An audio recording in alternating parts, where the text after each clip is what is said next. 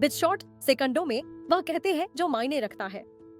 28 अक्टूबर 2025 को यह जानकारी सामने आई कि भारत से अमेज़न ग्लोबल सेलिंग कार्यक्रम के माध्यम से होने वाला निर्यात $20 बिलियन के पार पहुंच गया है, जबकि अमेरिका ने भारतीय वस्तुओं पर भारी टैरिफ लागू किए हुए हैं।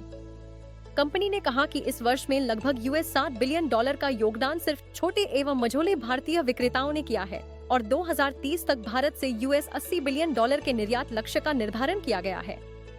इस बढ़ोतरी को प्रसारित करने में परिधान, खिलौने, फर्नीचर और सौंदर्य प्रसाधन जैसे क्षेत्रों की तेजगति तथा टियर 2 और टियर 3 शहरों में विक्रेताओं का विस्तार शामिल है, जो अब मेट्रो शहरों से बाहर भी सक्रिय है। अमेज़न ने बताया कि उसका भारतीय निर्यातक आधार लगभग 200,000 विक्रेताओं तक पहुंच गया है। वहीं 200 से अधिक शहरों में गतिविधियां शामिल हैं। विशेष रूप से अमेरिका भारतीय विक्रेताओं के लिए सबसे बड़ा निर्यात गंतव्य बना हुआ है। उसके बाद ब्रिटेन, जर्मनी, कनाडा और यूएई का क्रम है।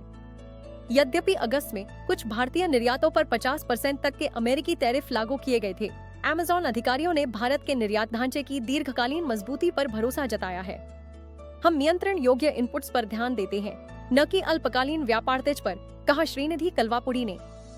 विश्लेषक इस उपलब्धि को भारत की डिजिटल ट्रेड उपस्थिति और एसएमई निर्यात इंजन की लचीलापन का संकेत मान रहे हैं।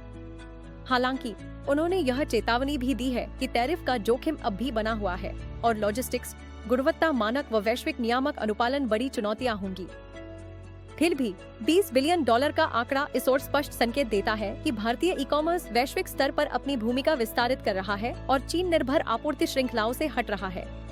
भारत की उत्पादन संलग्न प्रोत्साहन योजनाएं, सरल निर्यात नियम व डिजिटल ट्रेड गेटवे ने इस गति को समर्थन दिया है। रोज का बिजनेस डोज बिटशॉर्ट के साथ अभी सब्सक्राइब करें।